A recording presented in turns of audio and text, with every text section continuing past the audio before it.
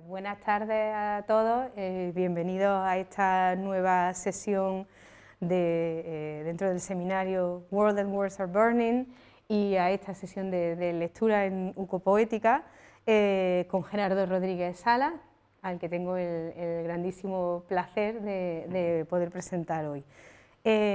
Bueno, Gerardo Rodríguez Sala es poeta y académico granadino. Él es profesor de literatura inglesa, bueno, de literaturas en inglés en la Universidad de Granada y bueno, tiene una formación académica en Granada, también en la Universidad de Oxford, donde cursó un máster en estudios de género. Este es uno de sus campos de especialización, otro de ellos es la literatura en lengua inglesa en Nueva Zelanda y, bueno, y por supuesto Gerardo, además de tener esta carrera o esta vertiente académica, pues está aquí fundamentalmente como poeta.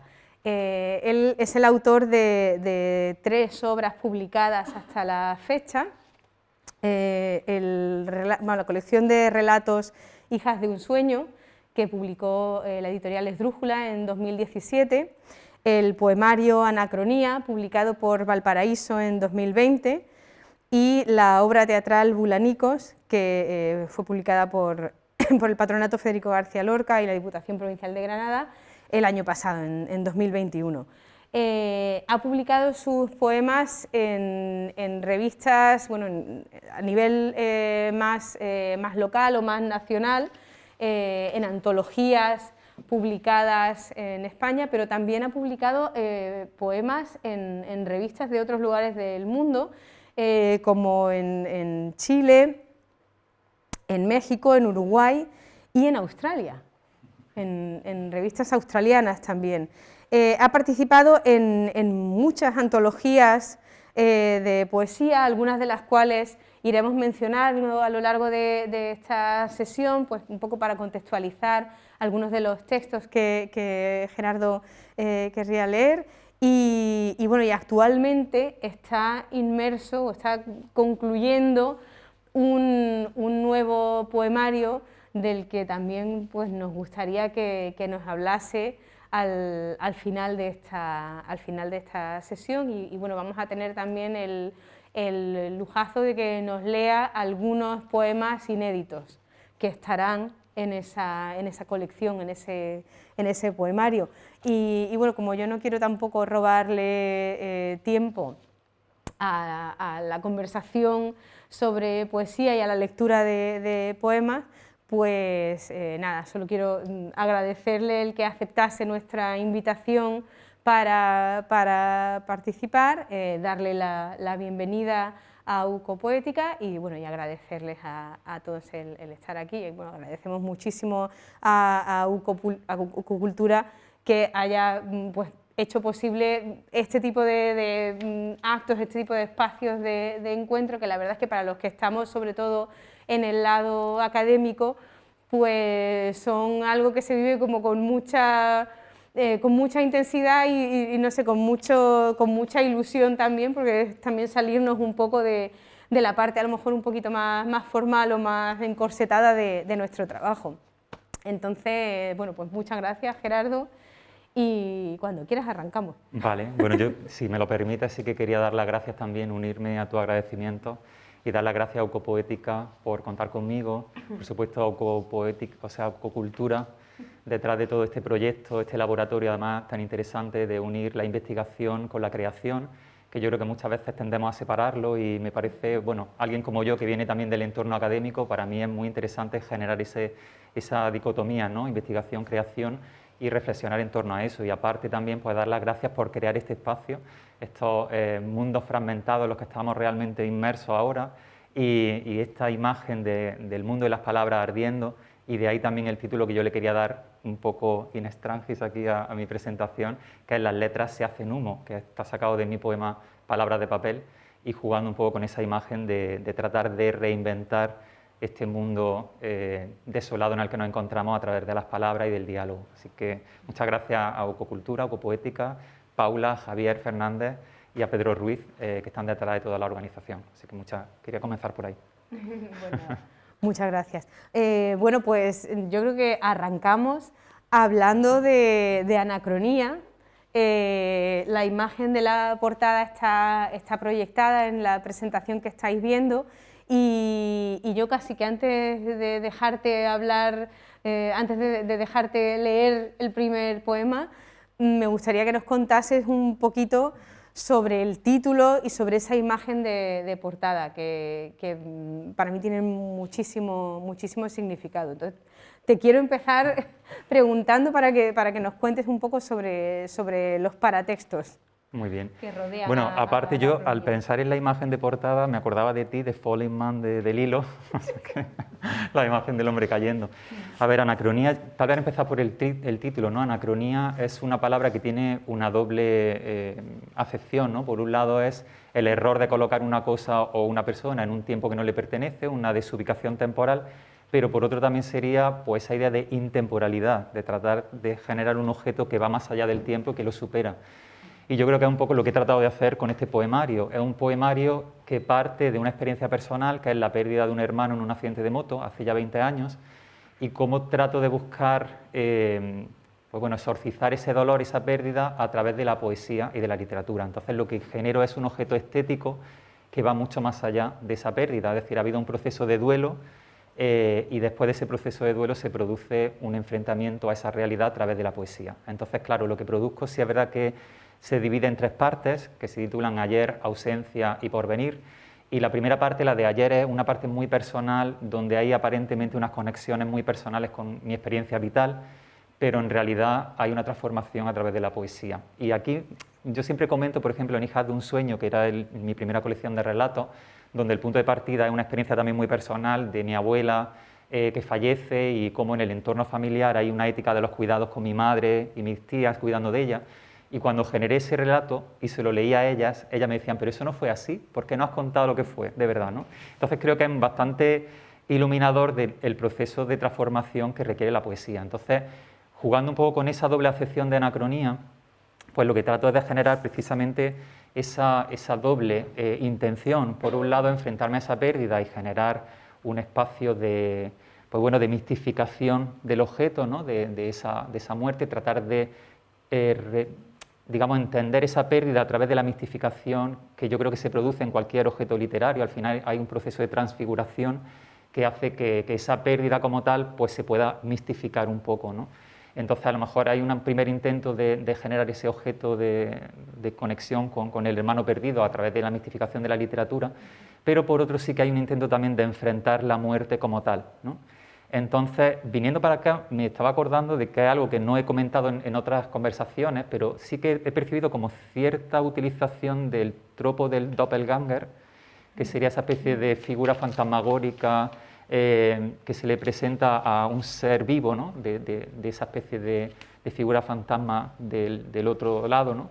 Pero con ese punto casi malvado, ¿no? Y aquí sí es verdad que se presenta esa muerte a través de la pérdida, del dolor, fantasmagórico también, pero cómo se trata de revisar y de generar una conexión con esa figura perdida que al final te está invocando a ti directamente, ¿no? Y se genera esa especie de desdoblamiento, mi hermano, que además, bueno, había gente que decía que nos parecíamos mucho también físicamente y tal, y al final se genera ese diálogo tratando de enfrentar la muerte como tal y encontrar una realidad alternativa que sería, pues bueno, aceptar esa muerte, entender que la tuya también es parte del juego y generar una dinámica entre los dos. Entonces hay un proceso de reparación que para mí era muy importante y que, bueno, creo que también hay una imagen que quería mostraros, la del kintsukuroi, que es la técnica oriental de reparar con oro o con efecto de oro la fractura de la cerámica para no invisibilizar la herida, ¿no? Entonces al final la herida se convierte en algo bello, proceso, digamos, del artefacto, la historia de ese artefacto, y de alguna manera creo que es lo que he intentado hacer yo con mis palabras, ¿no? Tratar de reparar,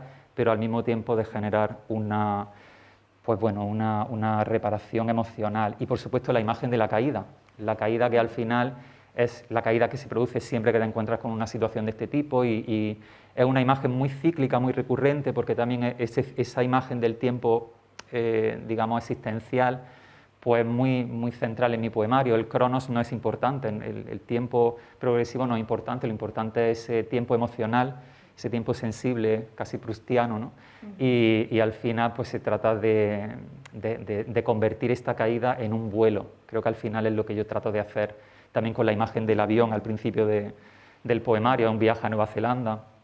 Y al final esa caída, bueno, estuve dándole muchas vueltas a la portada, tenía claro que quería un falling man, un hombre cayendo, y al final di con esta imagen de un pintor londinense, James Wedge, que además me la cedió para la portada y bueno, yo encantadísimo con la imagen porque creo que representa esa imagen de caída en vuelo libre, ¿no? Y esa desintegración, el cuerpo desintegrándose, ¿no? Pero al mismo tiempo pues la imagen bella, estética, tratando de generar luego un posible vuelo, la imagen azul también porque el mar es muy central, es muy recurrente también en el poemario y pensé que había muchos elementos que realmente representaban el intento de construcción del poemario. Me gusta, hay varios momentos, yo creo, en el poemario, en algunos de los textos que a lo mejor nos lees está eso, esa dialéctica entre la caída y el vuelo, la imagen de las figuras cayendo, de la gravedad, y varias referencias en algunos momentos, o algunas más o menos explícitas, otras a lo mejor son más figuradas, al 11S.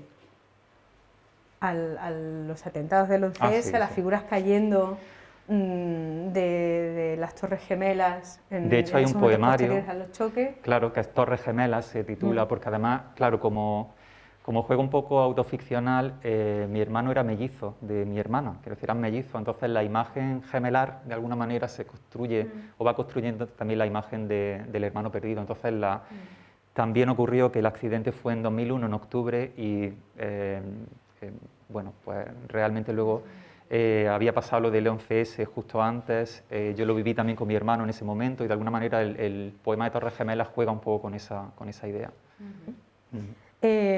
Bueno, tú ya has explicado un poquito cómo está estructurado el poemario en tres partes. Yo creo que ahora, según nos vayas leyendo algunos textos, pues podemos ir contando un poquito más de eso. Yo por darte un poco ya el pie para que nos puedas leer el primero de ellos o algunos de los iniciales, también mencionaría el hecho de que hay tres textos que preceden, digamos, a esa estructura tripartita, y que, bueno, que funcionan un poco como umbral de entrada a la estructura después en su conjunto, que son un poco también como una especie de invocación, podríamos decir. Y hay, igual que el poemario en su conjunto se estructura en tres partes, son tres los textos que seleccionaste o que situaste en esa, digamos, en esa periferia o en esa exterioridad con respecto a... Sí, porque fíjate que tal vez el primero que voy a leer, que es Palabras de papel, del que he extraído este título, ¿no? Y que creo que además es clave para entender el poemario, es un poema que no existía inicialmente en la construcción del poemario, pero luego vino y me di cuenta de que realmente era el que tenía que abrir el poemario.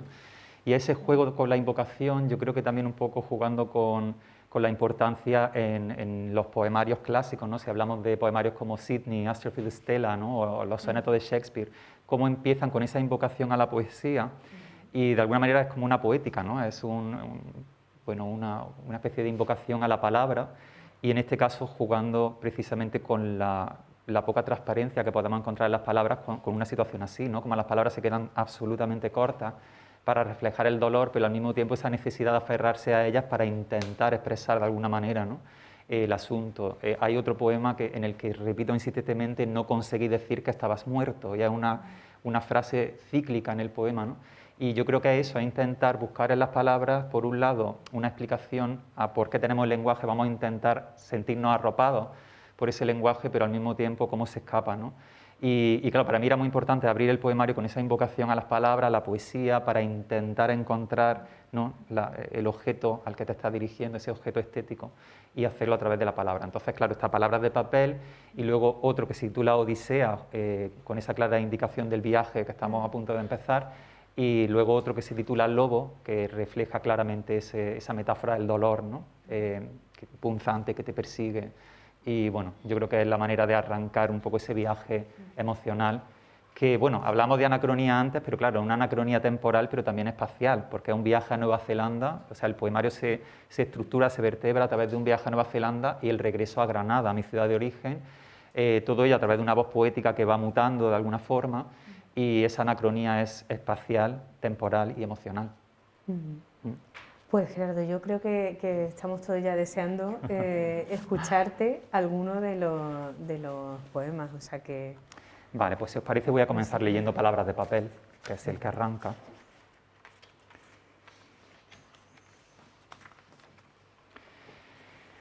Palabras de papel. Busco palabras, nombrar este dolor que se despeña por un catálogo de voces mudas, sentimientos de aceite que flotan en el agua podrida que me anega. Busco palabras, nombrar la mariposa que vuela lejos, lejos de estas páginas reales y eruditas, frías como el papel que me hace cortes en los dedos. Busco palabras que te invoquen, palabras que huelan a ti, suenen a ti, sepan a ti. Pero las letras se hacen humo y el fuego quema tanto que no sé si la bruja que crepita tendrá tu rostro o el mío. Aquí está un poco lo de la figura del doble a la que hacías referencia al principio. Pero por eso es que ya te digo, viniendo, me he dado cuenta de que realmente había ahí, ¿no?, cierta conexión que podía ser interesante, ¿no?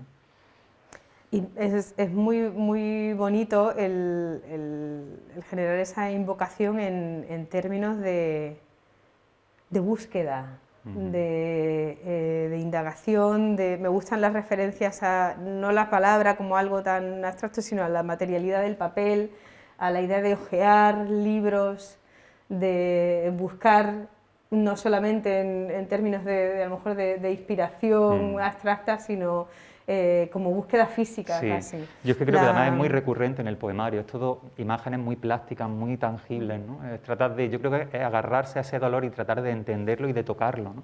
También el propio viaje al otro lado, ¿no?, a las antípodas, tratar de agarrar ese recuerdo y convertirlo en algo tangible, ¿no? Yo creo que esa necesidad, yo creo que cuando tienes una pérdida de ese tipo, te quieres aferrar a lo material, ¿no? No se ha ido, ¿no? Hay conexiones materiales para intentar mantener esa conexión, ¿no?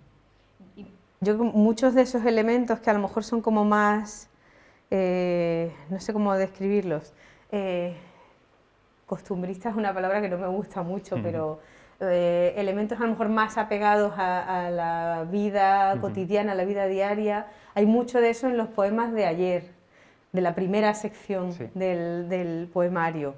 Y creo que tiene que ver un poco también con eso que acabas de explicar. Sí. Yo creo que eso es lo que estoy diciendo, ¿no? Es la idea de ese recuerdo que tratas de mantenerlo en los objetos cotidianos, ¿no? Creo que además es una tendencia, bueno, a lo mejor hablamos después, ¿no?, pero hay muchas citas a lo largo del poemario a poetas de la otra sentimentalidad, que es una tendencia poética granadina que surgió en Granada, con Luis García Montero, Egea y Álvaro Salvador, con, digamos, el magisterio de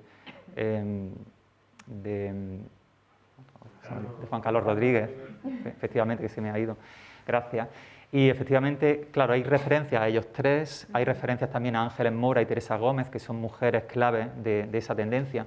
Y claro, para mí era importante en este primer paso poético que yo quería hacer como una especie de diálogo con esa tendencia que para mí fue fundamental.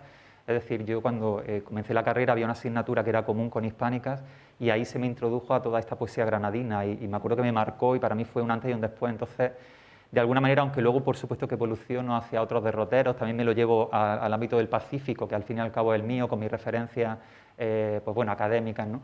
Pero sí es cierto que ahí hay un diálogo con esa poesía y tal vez esa cotidianidad reinventada o revisitada puede que tenga cierta conexión también con esa cotidianidad histórica, ¿no?, historicista también que podemos encontrar en la otra sentimentalidad. Entonces, sí, para mí era importante tener ese referente ahí para arrancar mi andadura poética y luego, por supuesto, también por la temática. Claro, lo que yo hago aquí era una elegía, de alguna manera, ¿no?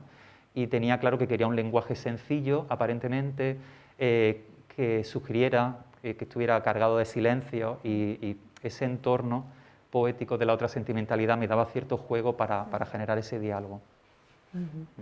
Yo, bueno, quería preguntarte más tarde, a lo mejor o más adelante en la sesión, pues por esta cuestión, no sé si de las influencias o bueno, de las afinidades como poeta, que has mencionado a Ángeles Mora, y yo creo que es alguien de quien a lo mejor podríamos hablar, y la cuestión de eso, de la otra sentimentalidad y la... no sé, te iba a decir tu relación o tu situación con respecto a ese grupo de poetas, pero también como poeta granadino. Entonces, no sé si te gustaría hablar un poco de esas cuestiones en términos más generales, como ya, o quizá a lo mejor te apetezca más, bueno, pues vamos a leer primero algunos de los poemas de ayer. Vale. Y pasamos más adelante. Vale. Yo es verdad que lo tenía algo como pensado un poco como para un momento posterior de la sesión, pero como ha surgido el tema, es que es anacrónico, ¿no? pues ya, Esto todo, ¿no? claro, ya la estructura temporal ya y rompemos. ha volado. Pues si os parece, por mostrar un poco los poemas de la primera parte de ayer, como digo, muchos de ellos muestran, hay escenas de infancia, que creo que es fundamental también para ver toda esa conexión sentimental, ¿no? Y la conexión entre los distintos, la voz poética y todas esas referencias, pero luego también trato de mostrar el dolor en escenas cotidianas, es decir, no quitando un poema como el de Sirenas, que es realmente la descripción del momento del accidente, con la presencia de la madre, que puede ser un poquito más, ¿no? Más in your face, ¿no? En la cara, pero el resto son poemas más de sugerir el dolor en esas escenas cotidianas. Y bueno, otro poema que también surgió prácticamente después de acabar el libro y lo vi claro que tenía que estar ahí, es un poema que se titula Urdidor, y también es que, claro, en mi imaginario poético y literario, la imagen del tejido es central, porque yo me crié entre telares, mi padre era tejedor, y claro, el sonido de los telares era parte de la rutina, yo también de vez en cuando bajaba los telares. Entonces, para mí, el haberme criado en ese entorno, bueno, con los telares, el tejido, toda la imagen, o sea, las resonancias literarias que tiene la imagen del tejido, ¿no? Finalmente, yo creo que entra en mi escritura de una forma inevitable. De hecho, ya os anticipo que el próximo poemario va por ahí también, la imagen del tejido, de la red. Entonces, el que quiero leeros se titula Urdidor, que es parte del telar, es como un hilo o sea, una bobina de hilo, que es la base donde luego pasa la lana y va generando la tela. Y bueno, surge un poco de una anécdota que me contó mi madre. A raíz de toda esta situación, pues mi padre tuvo insomnio. Mi padre era una persona muy silenciosa, que no era de mostrar claramente, ¿no? El dolor, y entonces simplemente pues tenía insomnio, no podía dormir y se bajaba a los telares, y como no podía encenderlo porque hacía mucho ruido de madrugada, pues trabajaba en el urdidor, preparando el urdidor para el telar. Y entonces, pues bueno, de alguna manera este poema dialoga con esa situación. Urdidor.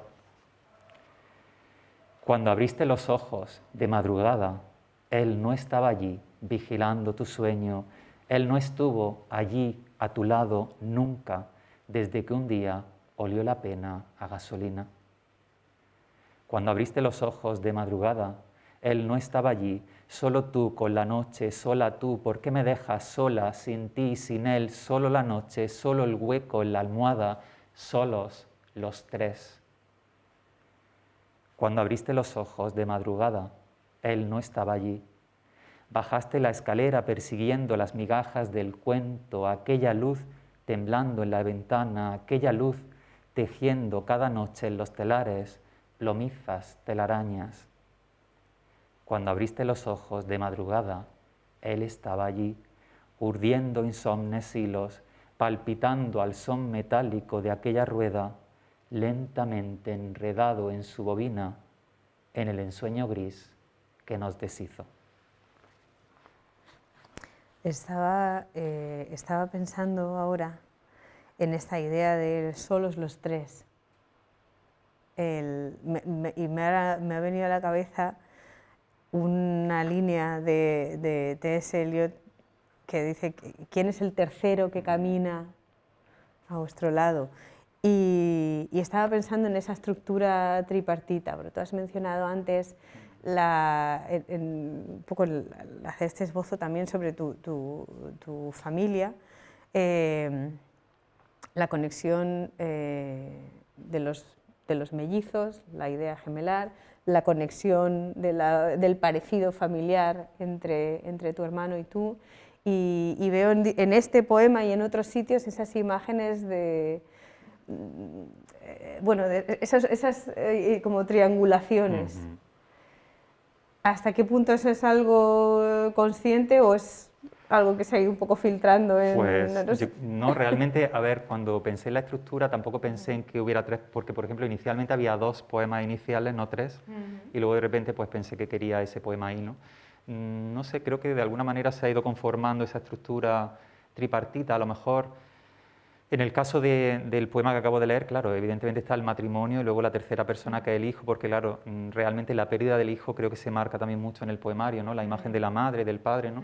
Y entonces de alguna manera, pues claro, como supongo que esa figura ausente, de hecho la propia estructura del poemario va así, ¿no? Está ayer, ausencia y porvenir, y de repente ausencia se convierte en una categoría temporal y emocional, ¿no? Porque está ayer y porvenir con esa antítesis, pero al mismo tiempo de repente ausencia se le da, digamos, la importancia de ese estadio emocional y temporal y anacrónico totalmente, que además es la parte más larga del poemario, ¿no? Entonces, sí, en el fondo supongo que de alguna forma ¿no? El número 3 va marcando a lo mejor esa, ¿no? Esa intemporalidad y esa anacronía. Efectivamente. Bueno, aprovecho para un poco también abrir a los asistentes a la posibilidad de que en cualquier momento podáis intervenir, preguntar, comentar lo que queráis. Porque es verdad que bueno, que estamos un poco estructurando un posible diálogo, pero creo que debería ser un diálogo abierto también. Entonces creo que estamos de acuerdo en que nos gustaría evitar una estructura en la que esto sea como una especie de diálogo cerrado entre nosotros, con la posibilidad de que al final, si queda tiempo, alguien pueda hacer un comentario. Yo creo que la invitación al público, aunque no la hayamos hecho de manera explícita hasta ahora, pero bueno, que va de ser. O sea, que en cualquier momento pues os invito también a entrar en diálogo sobre alguno de los poemas en concreto o a nivel más general, si queréis, ¿vale? Y sobre todo porque ya estoy viendo que soy un poco intenso, ¿vale? Con los poemas y tal, así que lo digo para romper un poquito también este ambiente tan, ¿no? Sí, si luego necesitáis ayuda psicológica o algo también me lo podéis decir. Pero sí, así si interrumpís creo que también nos ayuda, ¿no? A darle un poco de dinamismo a la... Bueno, salvo que alguien quiera... por volver a la cuestión de la figura de la madre, como una figura recurrente en varios de los poemas, quizá más visible en esta primera parte, yo creo, y como un poco como catalizador también en distintos momentos de la expresión del dolor y del sentimiento de la ausencia, que muchas veces se ve filtrado a través del personaje bueno, de la presencia de la madre. Claro, es que esa primera parte de alguna manera también representa mi propio proceso creativo. Quiero decir, esto ocurrió en octubre de 2001, yo hice el viaje a Nueva Zelanda en el verano de 2002, también para terminar mi tesis doctoral, que luego ya hablaremos a lo mejor de la parte de Nueva Zelanda, pero claro, para mí esa primera parte, que fue la parte tal vez inicial del duelo, donde tampoco tuve la posibilidad de asimilarlo demasiado porque era el entorno familiar y como que había que estar apagando fuegos, ¿no? Y claro, ahí realmente mi madre, que fue, claro, fue una figura que se vino absolutamente abajo, todos, pero especialmente mi madre. Entonces, claro, para mí era importante también reflejar esa importancia de la figura materna en ese entorno, ¿no? Y luego ya, a lo mejor ya la parte de la ausencia en Nueva Zelanda es más esa percepción de la voz poética más centrada en ese descubrimiento de su propia ausencia, ¿no? Pero sí, esa primera parte la verdad es que juega mucho con la figura del entorno familiar. La madre, la abuela, ¿no? Sale también de alguna manera, el padre, los hermanos, ¿no? Van saliendo, sí, sí. Y bueno, y va emergiendo también poco a poco un retrato de tu hermano, a través de las miradas del resto de la familia. Quizá en algunos poemas de una manera más explícita, más directa. Yo el que más recuerdo al respecto creo que es ¿Dónde? Que no sé si yo creo que es uno de los que tenías a lo mejor pensado? Sí, claro, porque es un poema que está cargado de referencias un poco explícitas, ¿no? a esa cotidianidad antes de, ¿no? Y por supuesto también pues, con el tema del Ubisunt, ¿no? Tan central en una elegía como esta, ¿no? Entonces tal vez el poema obviamente clave para hablar de esa ausencia, ¿no? Y bueno, claro, a él también le gustaba mucho Bon Jovi y me dio un poco juego también el título de la canción de Always, ¿no? Para el poema. Bueno, pues sí, lo leo, ¿no? Entonces, sí. ¿Dónde? Bueno, no olvidemos que, claro, fue un accidente de moto. Entonces, la imagen recurrente también de la motocicleta, ¿no? Como casi ligando un poco con el lorquiano, con el caballo lorquiano de la muerte, ¿no? La imagen de la moto. ¿Dónde? ¿Dónde el fragor, las carreras de motos, mi música estridente, tu queja en calzoncillos? ¿Dónde las noches, en cuartos separados, oyendo en nuestras radios confesiones quizá no tan distantes? ¿Dónde aquella guitarra y tus dedos, el saxo y tus dedos, el Always de Bon Jovi, no es siempre acaso una palabra hueca? ¿Dónde tus risas? ¿Dónde tus cartas? ¿Dónde aquellos maullidos de estrellas? Aquí el eco, aquel frenazo en seco, aquella carretera. Es quizá el poema en el que más se ve ese retrato. Hay un cambio muy brusco al final del poema de la interrogación a la afirmación. Yo creo que produce un efecto devastador.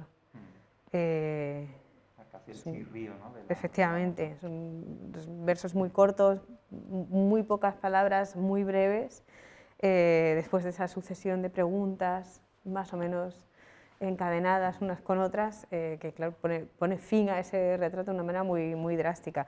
Yo tengo que decir que es uno de los textos que más me impresionaron cuando leí el poemario la primera vez.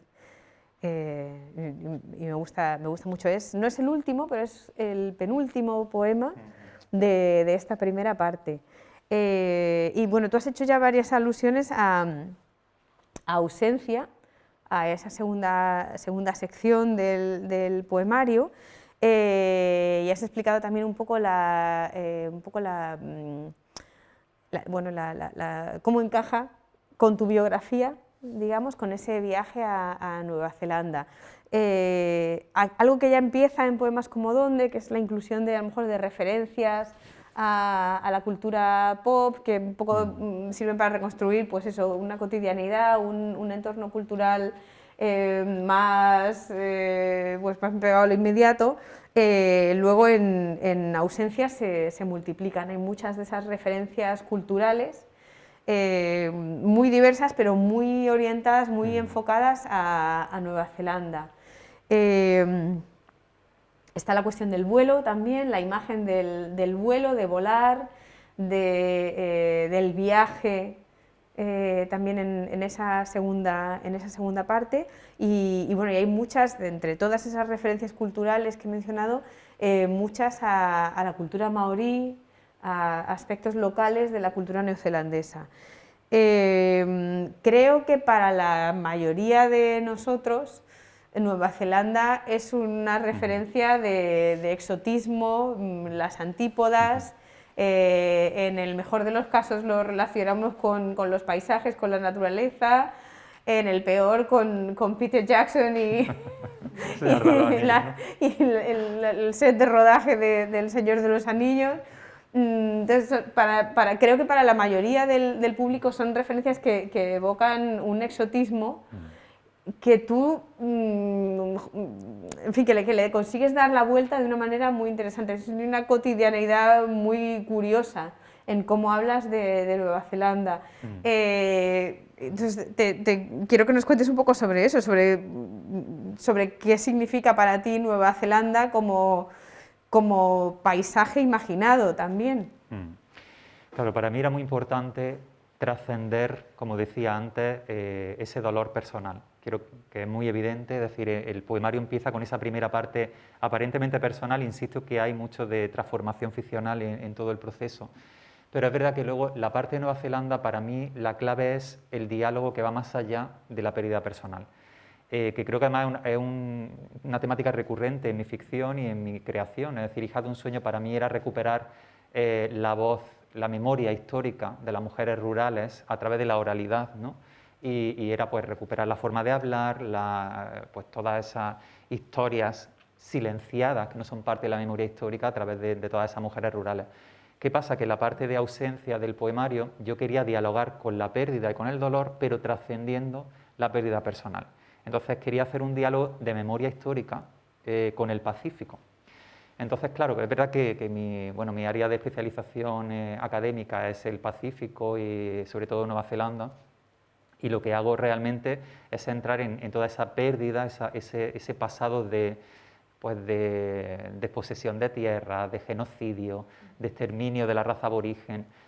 Por supuesto que en el caso de Australia fue brutal, fue mucho más intenso. Se habla del Great Silence, el silencio total con respecto a todo ese exterminio aborigen. Sobre todo en el caso de Tasmania se asesinó prácticamente a toda la población aborigen, a los palagua, y cómo al final, después de toda esa historia de desposesión y de genocidio cultural y real, fue en 2009 cuando el primer ministro australiano Kevin Rudd pidió públicamente perdón en nombre de toda la nación a la población aborigen. Fue en 2009 y años después todavía decía que seguía abierta la herida, que él tenía la sensación de que no se había cerrado y que no se iba a cerrar, ¿no?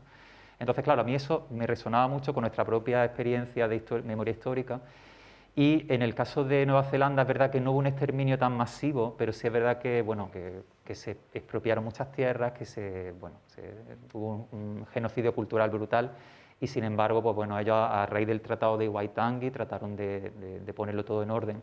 Y claro, yo quería entrar en diálogo con esa historia también de desposesión, de pérdida a todos los niveles, y dialogar con mi propia pérdida para generar un efecto de espejo para ver que en una cultura tan exótica y tan diferente, en realidad el dolor es el mismo. Quiero decir, todos sufrimos un dolor, aunque la situación cultural sea diferente, ¿no? Y quise generar ese diálogo cultural pues, a través de la pintura, la música, la poesía, el cine. Aparece todo a través de un diálogo cultural. Y claro, es una parte donde realmente el dolor se filtra a través de ese diálogo cultural. Hay varias imágenes relacionadas entre sí que yo creo que ayudan a articular todo eso. La del vuelo ya la hemos mencionado antes, pero también hay la idea de la propia ausencia codificada como vacío físico, el hueco. Hay referencias a Alicia y al rabbit hole, a la madriguera de conejo. Está la idea de las antípodas también, del world upside down, de cómo en cierto modo pues, Nueva Zelanda simboliza de alguna manera pues eso, caer por ese hueco, por ese agujero y emerger al otro lado del mundo en un mundo al revés. Claro, y de hecho el libro comienza con la cita de Alicia, down, down, down, would that fall ever come to an end? Para mí era clave arrancar el poemario con esa alusión a Alicia y en el fondo lo que tú dices, las antípodas como esa caída al otro lado, que puede ser un mundo onírico como el de Alicia, o puede ser pues bueno, una aceptación, una reconversión al otro lado, ¿no? Y claro, sí, ciertamente, de hecho Alicia es una imagen que también me está persiguiendo bastante, más de lo que yo pensaba, y luego hablaremos, pero hay otra serie de poemas mucho más de éxtasis, ¿no? Y ahí pues se titula toda la colección de 5 poemas y 5 fotografías, se titula Persiguiendo a Alicia, ¿no? Y es como que de repente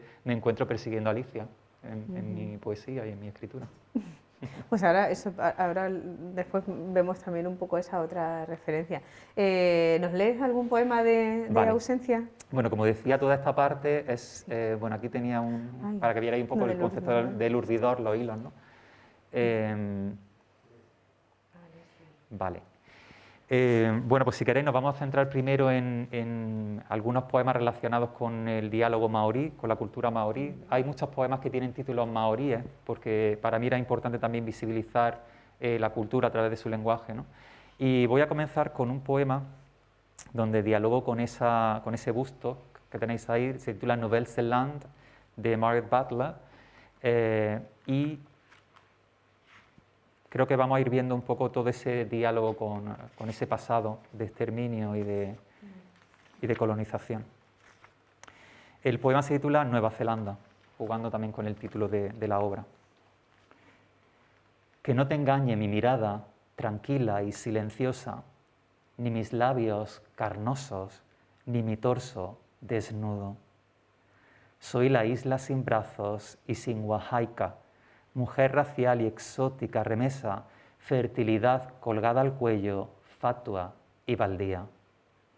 Que no te engañe mi mirada tranquila y silenciosa, mi eterna juventud en los museos.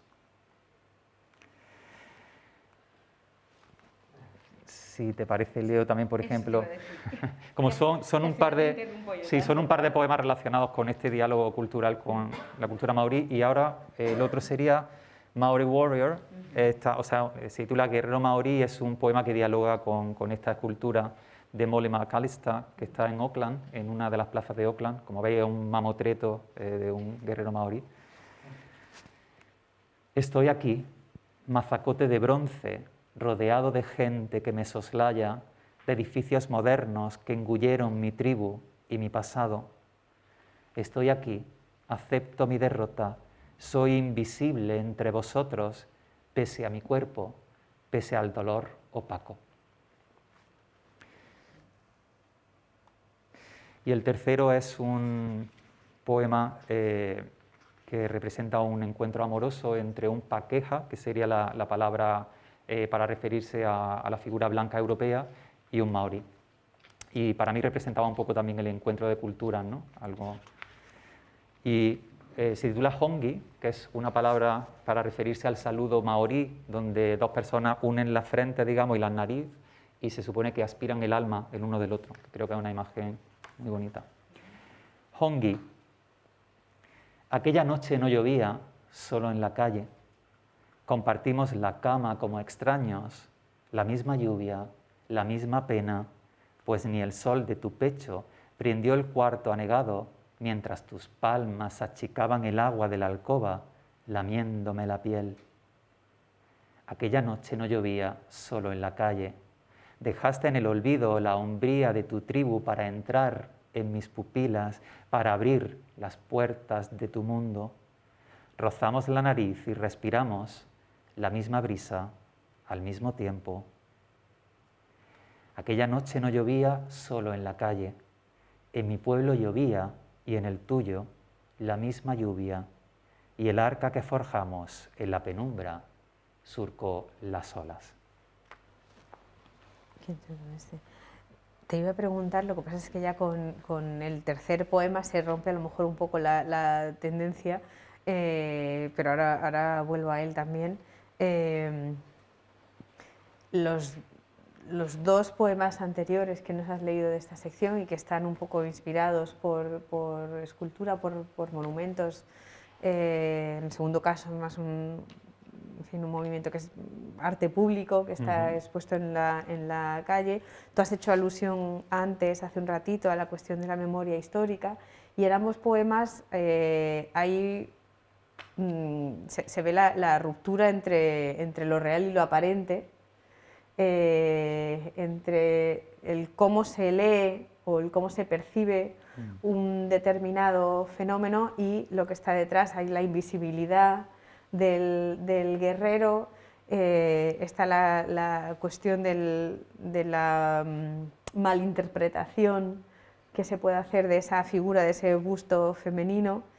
Y no sé, al hilo de esa cuestión, pues me surge un poco también la pregunta sobre la validez de esa misma tensión aplicada a la propia poesía, a la codificación ekfrástica que tú estás haciendo de otra obra de arte como otro posible, no sé cómo decirlo, como otro posible filtro, otra posible malinterpretación, otra posible visibilización parcial de un fenómeno. O sea, ¿hasta qué punto tú percibes que el poema se encadena a una secuencia de representaciones visuales como las que inspiran los propios poemas, sobre una cuestión que en el fondo es de memoria colectiva y de memoria histórica. O sea, me intriga un poco todo lo que tiene que ver con la poética de la conmemoración y con la cuestión del arte público en esos poemas. No lo veo tan claramente en este tercero, que que es a lo mejor mucho más lírico, más... no sé, que es otro tipo de relación la que plantea, otro tipo de tensión, pero sí en los otros. Y te quería preguntar por eso y por esta cuestión de la visibilización, del uso de referencias a la cultura aborigen neozelandesa en relación con toda esa cuestión pues eso, de la preservación de la memoria histórica. Bueno, yo creo que, por ejemplo, en el caso del guerrero maorí, ¿no? que es un mamotreto así imposible de ver, ¿no? Y sin embargo, cómo lo tienen allí y, bueno, pues no se ve, ¿no? O sea, que al final te acostumbras y es... que yo creo que es un poco de lo que se trata muchas veces con el tema de la memoria histórica, que es visibilizarla, aunque la demos por sentada, ¿no? Y yo creo que en el caso de ellos es bastante insistente esa, por un lado, esa visibilización, pero por otro también ver un poco como por mucho que lo intenten no termina de verse, ¿no? Como pasa con este o como pasaba también con el busto anterior, ¿no? Que al final es un busto, pues eso, sin brazos, como evidentemente, ¿no? El concepto de busto es eso, ¿no? Pero realmente yo creo que parte de eso es la racialización que se muestra en este busto y que en realidad se está cuestionando, ¿no? Como, simplemente como un objeto estético, ¿no? Que hay algo más y que tenemos que ver detrás, ¿no? Entonces yo creo que lo de que sea un arte público al final es importante para... ¿no? Para que se vea e insistir, ¿no? Que no simplemente ponerlo allí, plantarlo y que se vea, sino buscar los mecanismos, las herramientas para hacerlo. Yo creo que, bueno, en el caso de la poesía, pues también, en mi caso, ¿no? Ese intento, ¿no? Bueno, en toda esta segunda sección, esta segunda parte de ausencia, hay esa especie de impasse, podríamos decirlo, esa anacronía un poco como que toma forma, y hay muchísimas referencias espaciales, ya hemos aludido a eso anteriormente. Hay una nota al principio de la sección que explica que toda esa parte del poemario traza una cartografía neozelandesa, o sea que está la metáfora del mapa, también está en esta parte del poemario. Quiero retomar esa cuestión topográfica y avanzar quizá como hacia la tercera parte del poemario, Porvenir, porque bueno, si Ausencia está construido como un viaje, están todas las ideas del vuelo, de la caída, del world upside down, el aparecer en las antípodas, etc., eventualmente es un viaje de ida y vuelta. Hay un retorno en Porvenir y esta tercera parte del poemario también está estructurada con esa inspiración cartográfica, en este caso de la ciudad de Granada. Y casi todos los poemas en esta última parte del poemario son alusiones a lugares concretos de la ciudad, con lo cual me da un poco también la excusa perfecta, pues ese retorno a Granada me supone un poco la excusa para poder retomar esa cuestión que hemos dejado antes atrás bueno, de cómo te sitúas tú en ese ámbito de la poesía granadina. Te he preguntado antes bueno, te he preguntado, hemos como dado así la pincelada, ¿no? de Ángeles Mora, la cuestión de la otra sentimentalidad. ¿Dónde o cómo te sitúas tú en todo ese ámbito de la poesía granadina? Vale. Pues mira, lo primero con respecto a la cartografía, creo que es igualmente una imagen central del poemario, sobre todo porque voy más allá de las cartografías tal y como surgieron, sobre todo ya a partir del 18, como algo positivista, ¿no? Y lo convierto en cartografías emocionales, casi en heterotopías, ¿no? Espacios otros donde trato de buscar conexiones pues anacrónicas, emocionales, etcétera. Y como al final, pues Granada, lo que voy haciendo es una especie de ruta turística, si queréis, por algunos lugares muy típicos, muy turísticos de Granada, por otros no tanto, pero siempre revisitado desde esa ya pérdida reparación más en esta última parte del poemario. Entonces, por ahí digamos que es interesante ver mi revisión de la cartografía más allá del positivismo que se supone que tendría, ¿no?, una cartografía de ese tipo. Y por otro lado, con respecto a mi ubicación en la poesía granadina, yo creo que, por ejemplo, en el caso de la otra sentimentalidad, como digo, para mí fue un punto de partida y de alguna forma quería hacerlo visible en este poemario, pero bueno, yo es que no paro de jugar, ¿no?, con distintas conexiones. Creo que soy un escritor muy intertextual, muy intermedial, creo que se va viendo.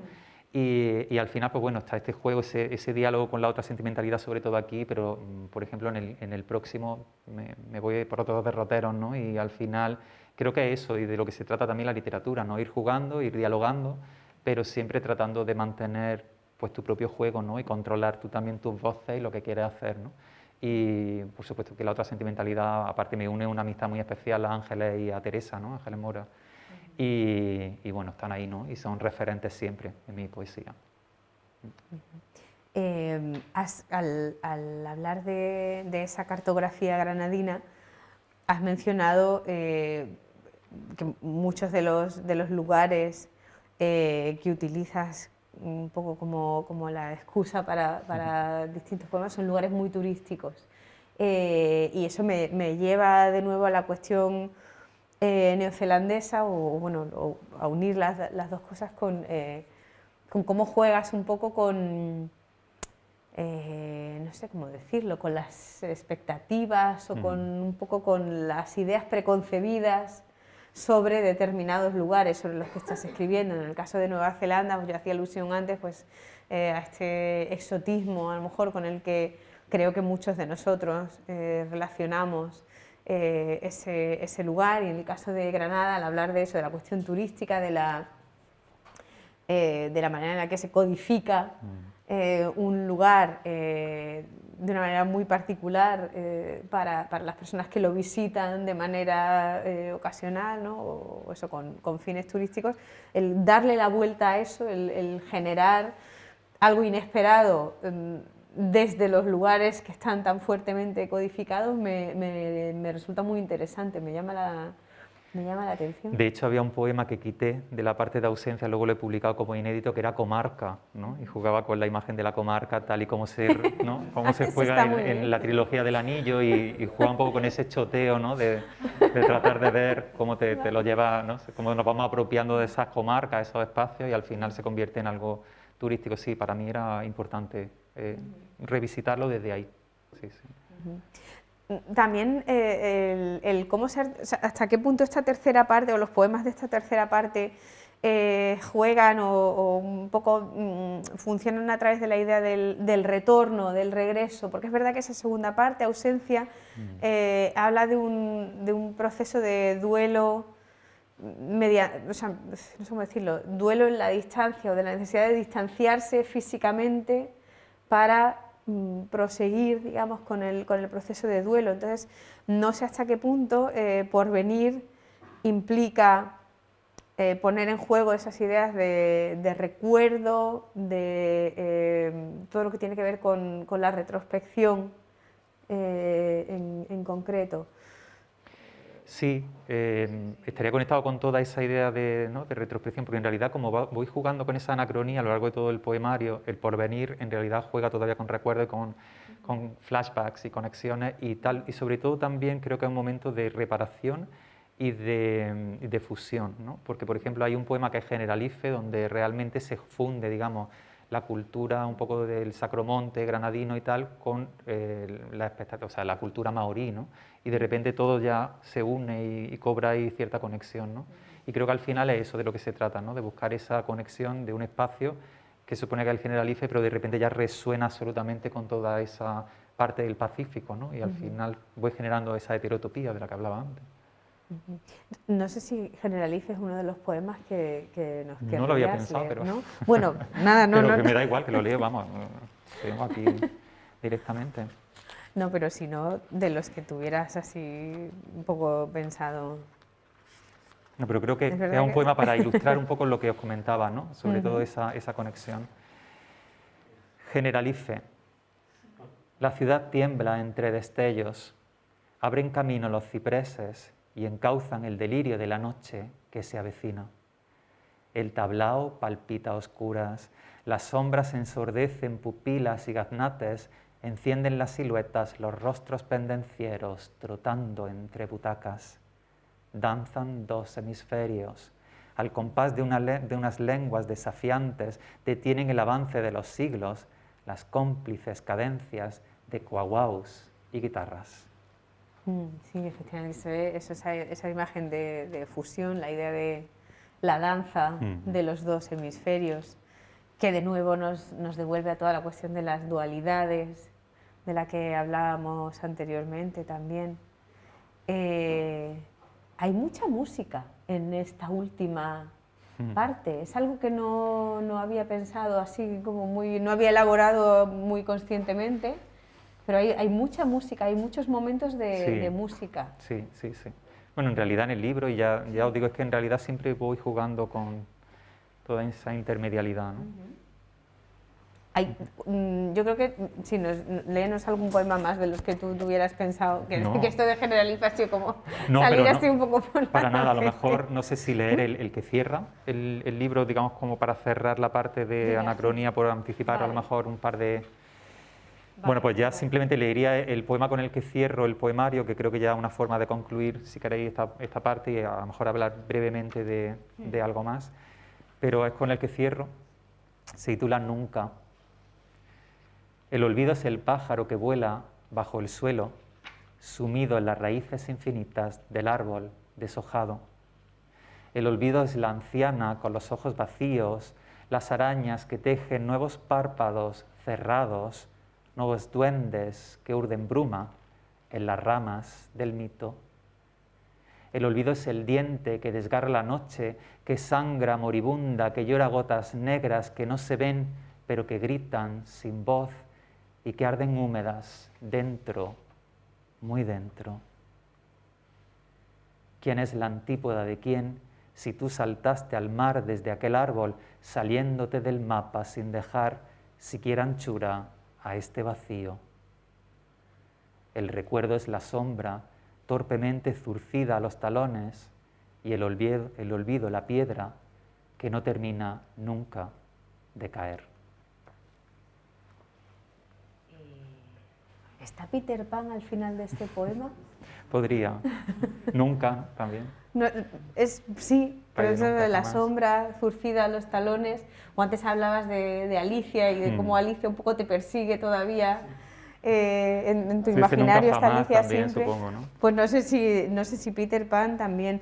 En este poema yo empiezo a ver también como una apertura a otras cosas, hay imágenes un poco más cercanas a lo mejor al surrealismo quizá, las arañas tejiendo nuevos párpados, etc. Y yo creo que con esto ya un poco como que te empiezas a aproximar a lo que luego has ido haciendo también en otros contextos. Sí. Y es verdad que efectivamente a mí me apetece mucho que nos hables un poco, además de Anacronía, de otros proyectos en los que has estado involucrado. Una de las muchas antologías en las que has participado, de cosas que se han publicado en los últimos años, ha sido Caballo del Alba, con poemas sobre o en torno a Lorca. Y claro, al hablar de un poco una cierta tendencia hacia un tipo de imagen más cercana al surrealismo, pues yo creo que es inevitable. Aunque en realidad yo creo que quizá más que hablar de los poemas de antologías, yo creo que podemos avanzar un poco hacia las cosas que has hecho más recientes, ¿no? Que es un poco lo que habíamos hablado. Y has mencionado antes la intertextualidad, pero también la intermedialidad en tu poesía. Hay dos cosas en concreto dos proyectos en los que has estado involucrado que a mí me gustaría mencionar. Uno de ellos es la secuencia de poemas en los que estableces un diálogo con la obra de Michael Cunningham, The Hours, también con la figura de Virginia Woolf, No sé si te gustaría contarnos mínimamente un poquito y a lo mejor leernos alguno de los poemas de esa secuencia.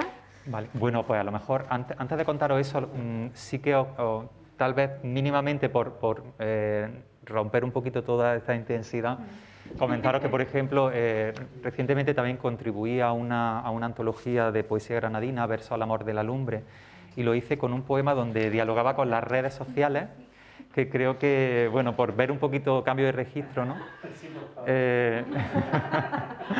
Entonces, bueno, fue un poema donde utilizo un soneto, pero lo hago para, o sea, un formato muy clásico para dialogar con las redes sociales, con la búsqueda, ¿no?, de rolletes o de amores o de, ¿no?, en las redes sociales, y lo hago con una cita de Andrew Marvell, To His Coy Mistress, que dice: Had we but world enough on time, this coyness lady were no crime. Es decir, si tuviéramos todo el tiempo del mundo, vale, vamos a tontear un rato, pero como no, vamos al lío, ¿no? Entonces quise dialogar un poco con esa tendencia en la poesía, ¿no?, y hacerlo rompiendo, digamos, desde el formato clásico a un lenguaje absolutamente de redes y, bueno, con el tono socarrón un poco también de los metafísicos, ¿no? El poema se titula Enredados.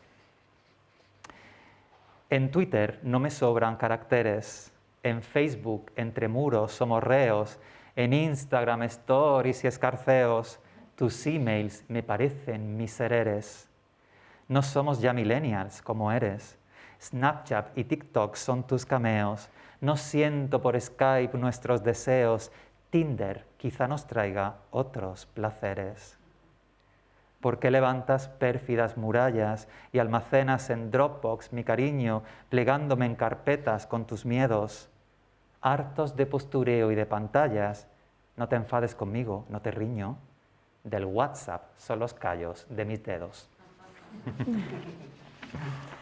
Inevitablemente, al hilo de esto, te tengo que preguntar...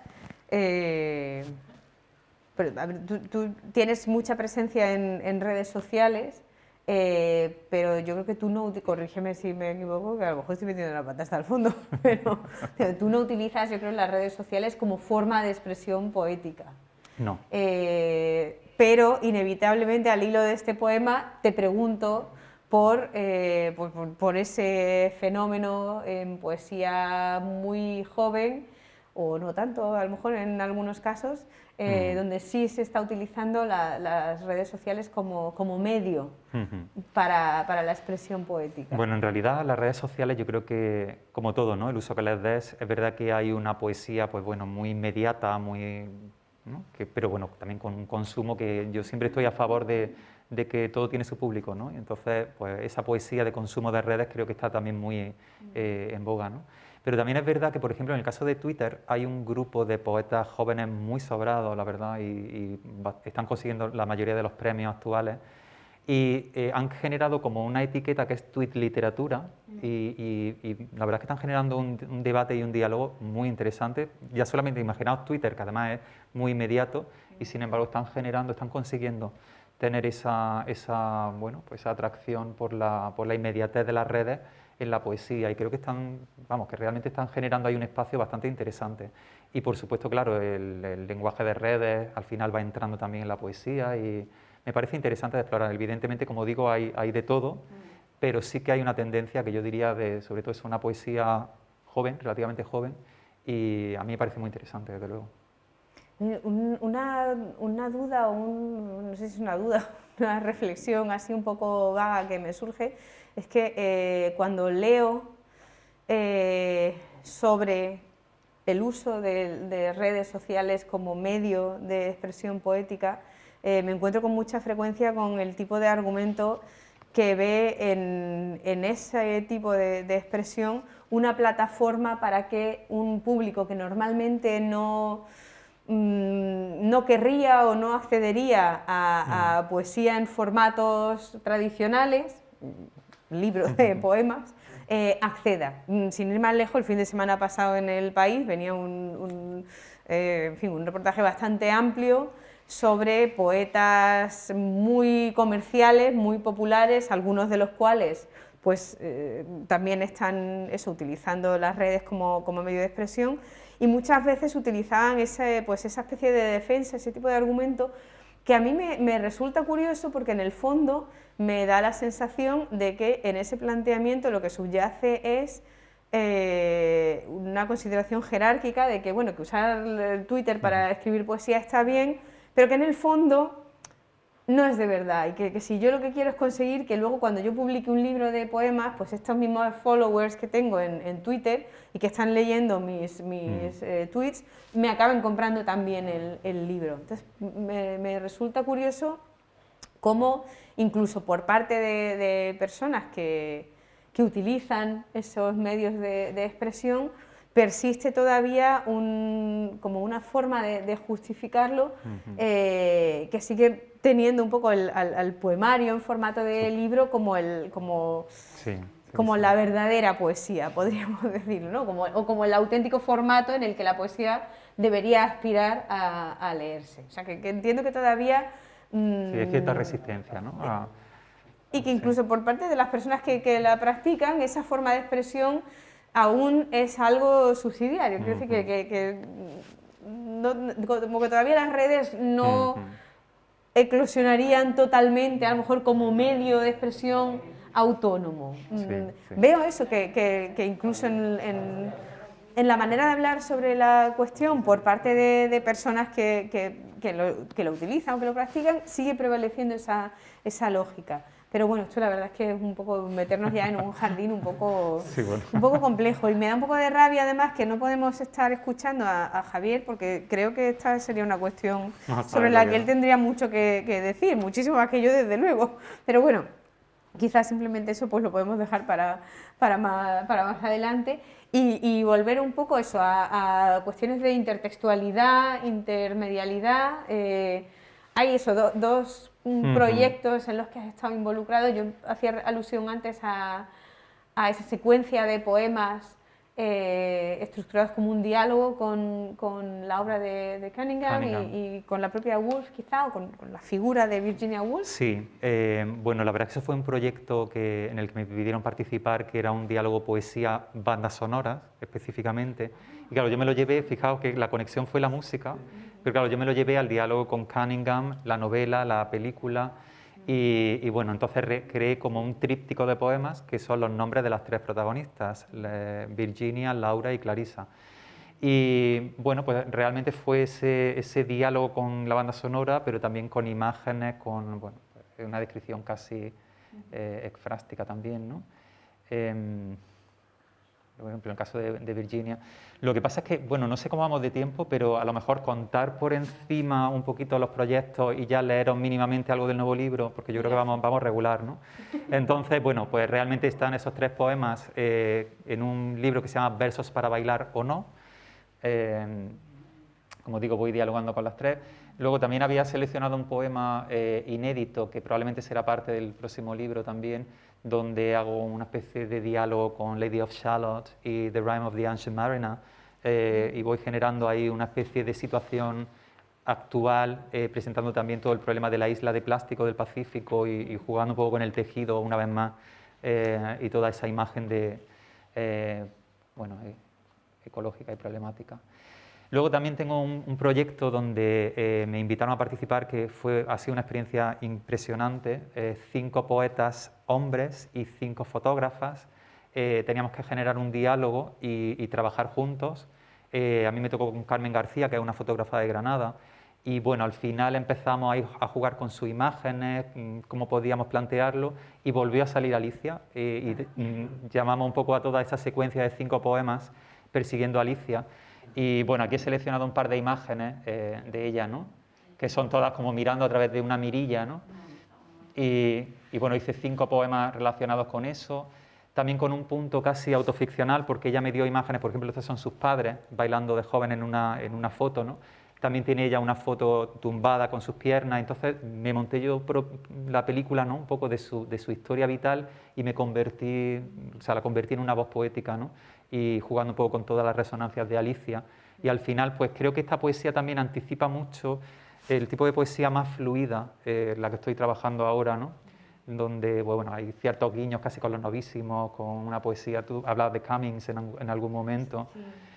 y bueno, pues un tipo de poesía un poco más fluida que ya empieza a verse aquí, ¿no? Sin esas limitaciones gramaticales, puntuación, etcétera.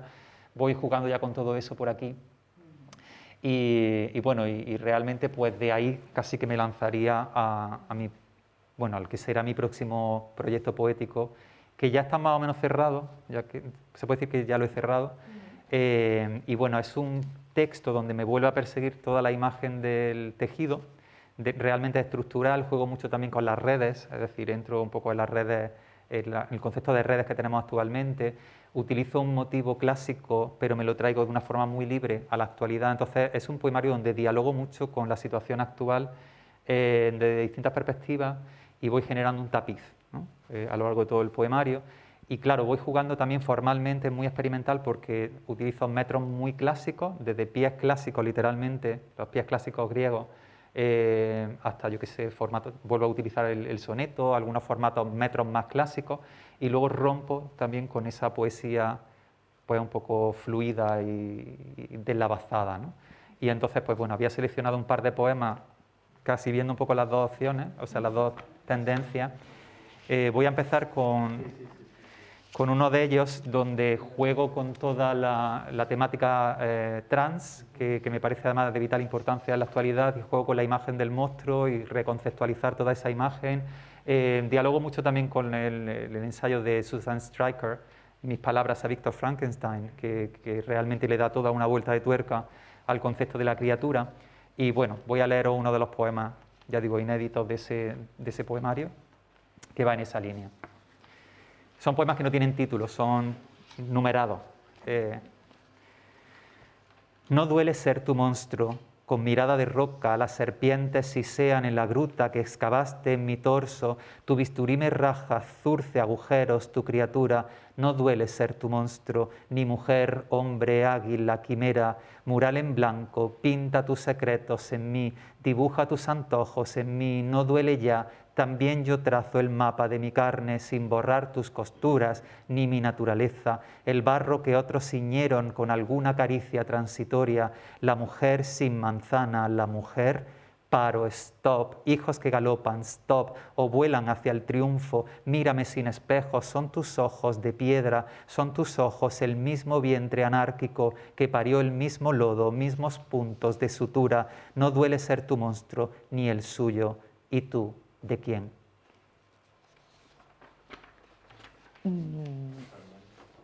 Te quiero preguntar por el no uso de puntuación y por esos stops en esos dos momentos intermedios cerca del final del poema. ¿No? Espérate que lo busque, que no, que lo tenga así un poco delante, que lo he perdido. Bueno, en realidad lo de la falta de puntuación me parecía fundamental, sobre todo para hablar de esa identidad fluida, ¿no? Que no hubiera ningún tipo de limitación. Y bueno, lo del stop es un poco jugando con todo ¿no? La manera de parar, porque claro, también hay alusiones bastante mitológicas, que además creo que es una cosa que se va repitiendo de forma muy, ¿no? Jugando ahí sutilmente con esas referencias. Y claro, la referencia a Medusa, la referencia a Pegaso y el stop, pues bueno, una manera también de parar un poco todo el tema. Hay referencias sobre todo también a todo el tema de la transexualidad desde una perspectiva medicalizada, que también me parece fundamental cuestionar y plantear, ¿no? Entonces, no sé, se recoge todo ahí con toda la resonancia del monstruo, de la criatura, ¿no? Nos decías además antes que es un libro en el que has incluido muchas referencias, bueno, que será un libro, es un proyecto, que has incluido muchas referencias a cuestiones muy contemporáneas. Este es un ejemplo, yo creo que nos da tiempo, tenemos todavía un ratito para que nos puedas leer por lo menos otro y que podamos hablar un poquito más.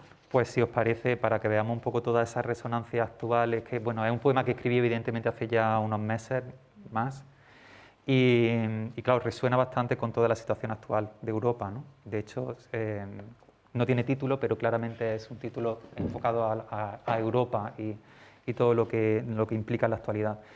Y bueno, es un poema escrito en alejandrino, bastante narrativo en general y un poquito más largo, y ya, yo creo que con eso probablemente ya podamos ir cerrando, ¿no? Porque tampoco quiero pasarme demasiado y que acabéis ya echándome de aquí. Así que, bueno, como digo, es un poema sin título y comienza. Europa, tus trebejos parten hacia la noche, danzando entre cenizas, retando a la guadaña. Quizá eres el delirio de niñas que cruzaron espejos. Tú también fuiste peón y reina, con los pies atestados de plomo, y galopaste sin estribos la argucia del que sin pedir toma. ¿Quién te tornó en tablero? ¿Quién robó tus colores? ¿Quién hizo un continente de tu carne ultrajada? ¿Por qué son tus casillas mayores cada vez y tus piernas sucumben entre aduanas y lindes bajo un pie colosal de bronce y unas fauces, un arma que no hierra? ¿Quién odia tu tez bruna? El toro no nació para los lutos ni penas, flabelos de alabanzas, lacerados mugidos que doblan un fervor de incienso, capirotes multiusos que camuflan los siglos de la infamia, descalzos por las calles.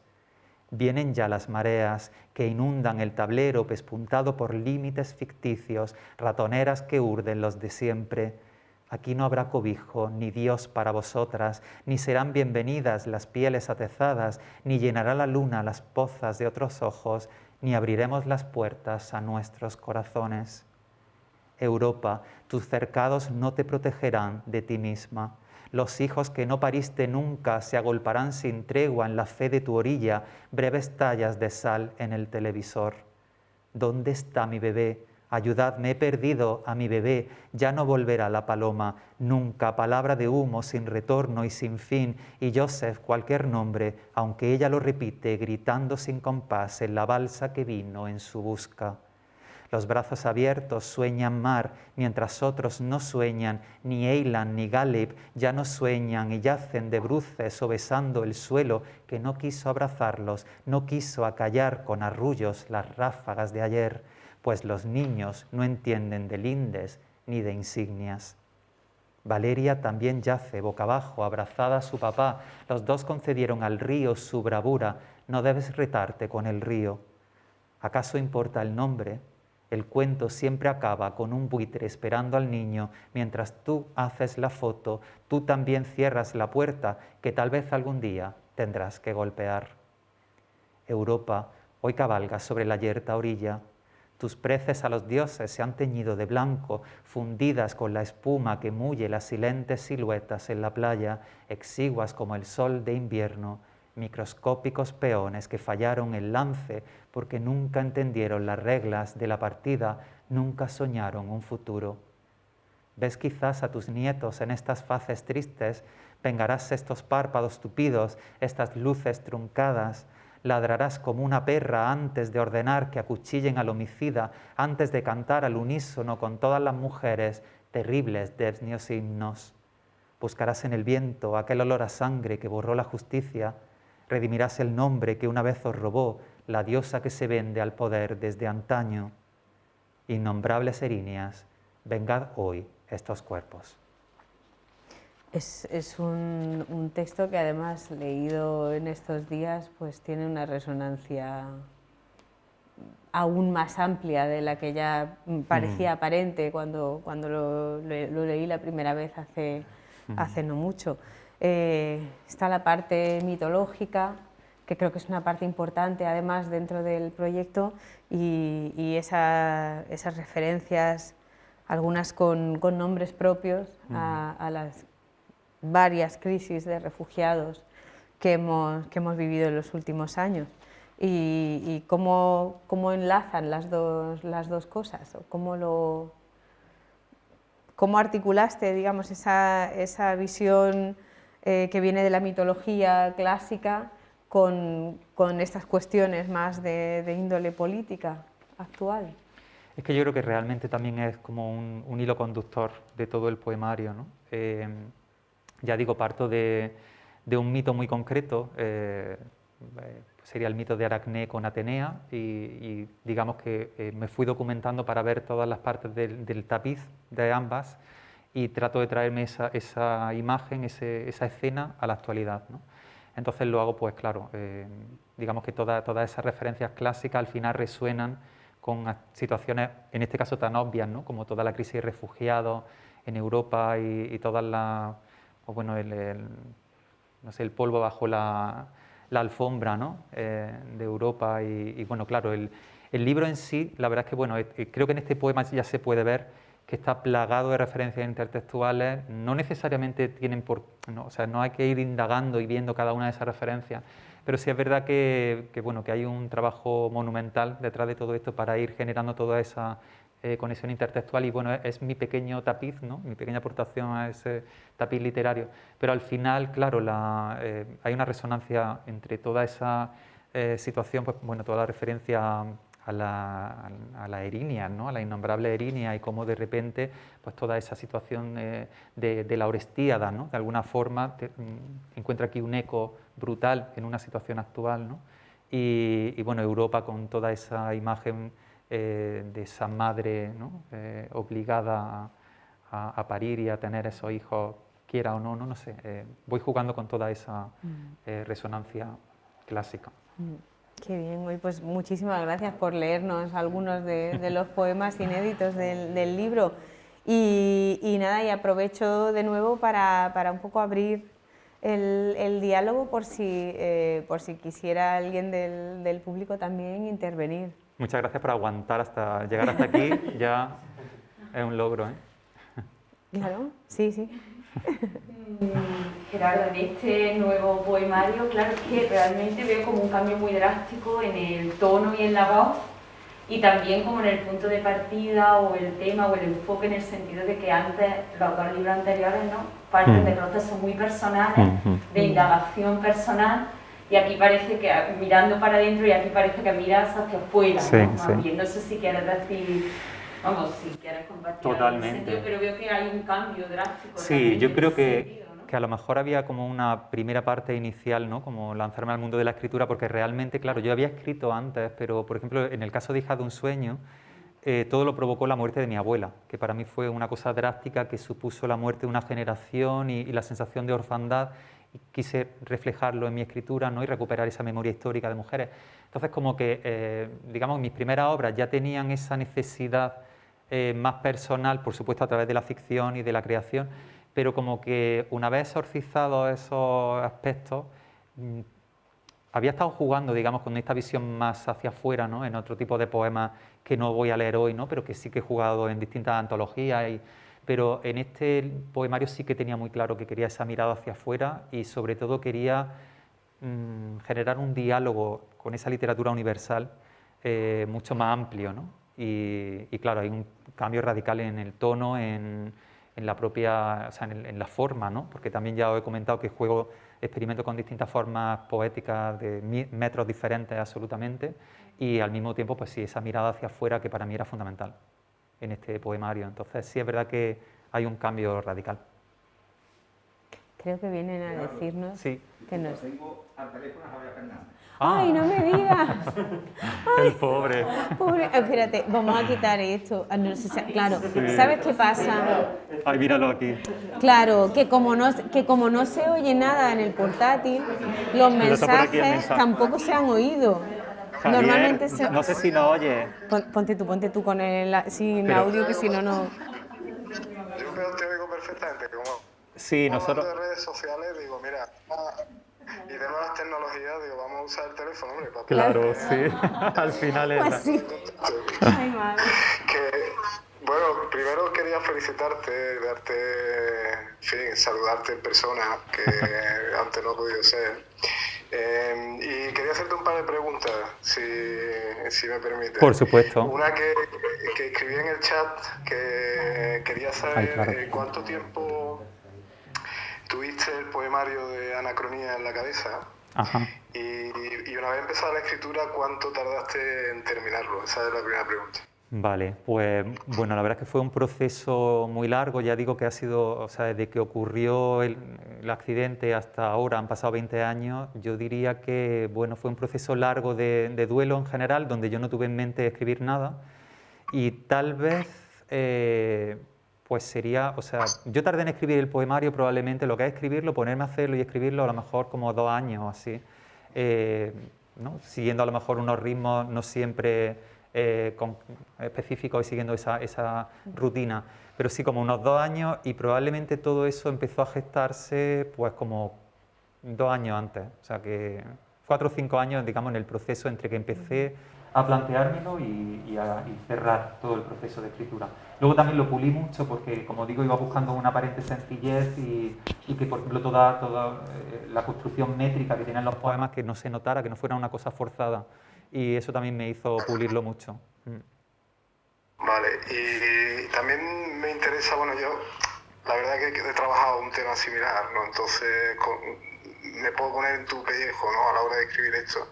Y quería preguntarte si has sentido alguna diferencia al trabajar con un material tan sensible como puede ser esta tragedia de la que hablas, y cualquier otro poema como los que has leído, como los que estás trabajando ahora. Sí, el proceso fue brutal. La verdad es que también, lo que comentaba antes cuando me preguntaba por aquí María Jesús,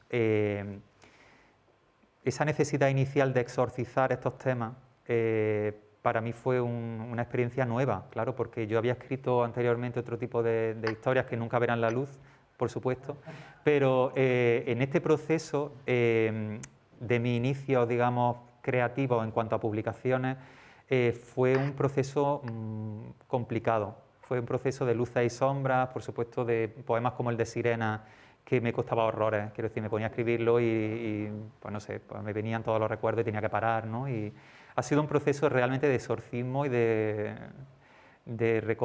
reconstrucción personal, al final de reparación, ¿no? De todo esto que estoy aquí hablando casi teóricamente, yo lo viví en todo el proceso, ¿no? Entonces, claro, fue un proceso muy diferente. Pero también es cierto que a pesar de toda esa sensación de exposición, de vulnerabilidad en cuanto al tema, también es cierto que yo, al crear una voz poética, sentía que también me protegía yo a la hora de construirlo. Es decir, que aunque pueda haber, por esa primera parte de ayer, que hay tantas resonancias personales y tal, en el fondo está todo filtrado por esa voz poética. Entonces, yo sentía que de alguna manera me protegía a mí mismo a la hora de construir los poemas, ¿no? Pero sí es cierto que hay una gran diferencia entre escribir ese poemario y, por ejemplo, el que he escrito ahora, ¿no? También es cierto que, bueno, pues supongo que también tú te pones a escribir y vas perfeccionando, ¿no? Técnicas e historias, y bueno, ha sido un proceso absolutamente diferente, también te lo digo, muy diferente. Bueno, pues te doy de verdad la enhorabuena y te felicito. Muchísimas gracias. Y muchas gracias, Javier, por tus comentarios y por invitarme y por estar por ahí también conectado. Y disculpa que no te hayamos podido escuchar antes, ¿sabes? No, que va. Oye, y este tema del que he hablado, que no tiene ya nada que ver, pero este tema del que ha hablado Paula sobre las redes sociales y demás, esto te cojo el guante porque de esto vamos a hablar, ¿eh? Sí. Hoy no es el día, pero Claro. tenemos mucho que hablar al respecto. Yo Sí, es que, sí. claro, eso, me he quedado un poco con la de esta, es decir, me estoy metiendo en un jardín cuando la persona quien más probablemente tiene que decir sobre esta cuestión aquí ahora mismo, pues es justo quien no puede hablar. Claro. Ha sido un poco... Me parece que vamos a aprovechar seguramente la sesión de Vicente Mora, que como él habla tanto de nuevas tecnologías y Efectivamente. Ah, genial.